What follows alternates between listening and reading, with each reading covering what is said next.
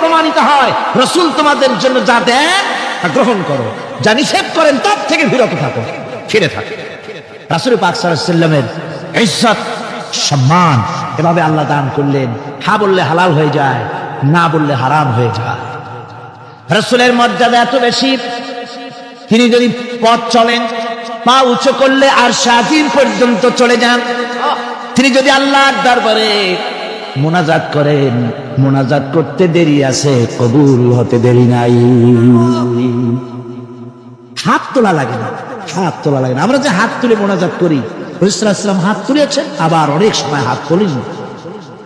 কোন সময় হাত, হাদিস শরীফে এসেছে এভাবে হাত উঁচু করেছেন আকাশের দিকে, হাদিস শরীফে এসেছে বগলের সাদা চামড়া দেখা গিয়েছে, এভাবে আল্লাহর কাছে দুহাত তুলে দুহাত প্রসারিত করে আল্লাহর কাছে কামনা করেছেন।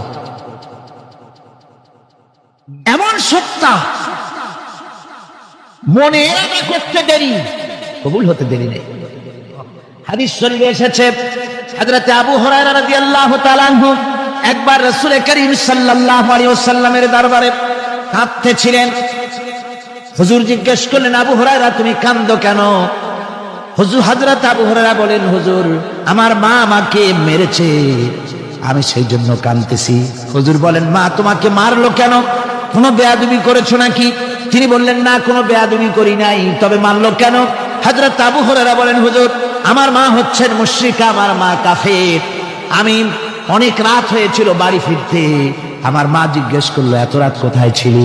আমি বললাম, মা তাম পৃথিবী যে কদম মোবারক চুমতে পারলে নিজেকে ধন্য মনে করে, আমি সেই রাসূলের দরবারে ছিলাম, আসতে দেরি হয়ে গেছে।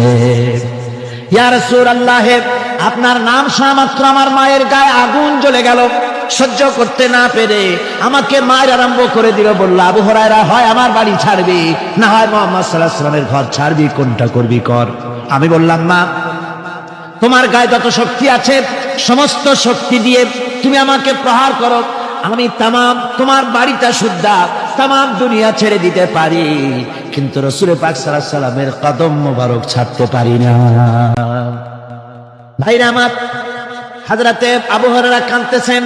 আল্লাহর নবী বলেন, তুমি কাঁদো কেন? তোমার মা তোমাকে মেরেছেন, আমি এখানে কি করব? এখানে তো আমি কোনো দখল আন্দাজ করতে পারি না, আমি কি করতে পারি? এখানে ইন্টারফেয়ার তো আমি করতে পারি না, মা তোমারে মেরেছে। হযরত আবু হুরায়রা বলেন, ইয়া রাসূলুল্লাহ, মায়ের বিরুদ্ধে কোনো নালিশ করার জন্য আপনার কাছে আমি আসি নাই। বলে, কেন এসেছো? হযরত আবু হুরায়রা বলেন, হুজুর এসেছি এই জন্যে, আমি জানি আপনি যদি আল্লাহর দরবারে কোনো ব্যাপারে দোয়া করেন, আল্লাহ রাব্বুল আলামিন তা মঞ্জুর করে নেন।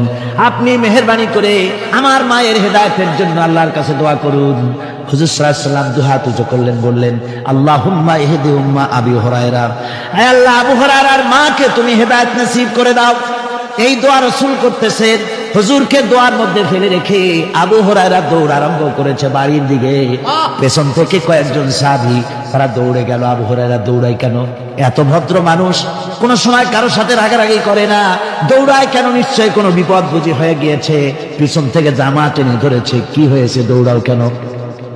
হযরত আবু হুরায়রা বলেন, আমার জামা ছেড়ে দাও, আমাকে দৌড়াতে দাও, আমি দৌড়াইয়া বাড়ি পৌঁছে গিয়ে দেখতে চাই আমি আগে দৌড়ে বাড়িতে গেলাম না নবীজির দোয়া আমার আগে আমার বাড়ি পৌঁছে গেল, কোনটা হলো আমি সেটা দেখতে চাই।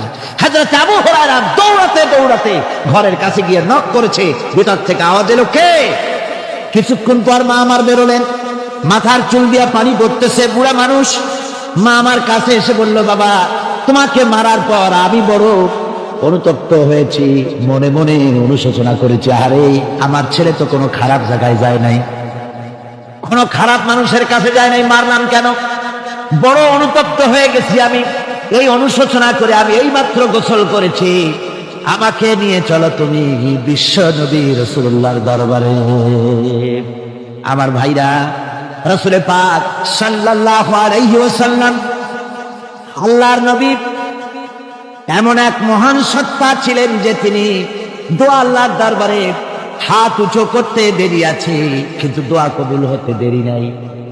হিজরত করে মদিনায় এসেছেন।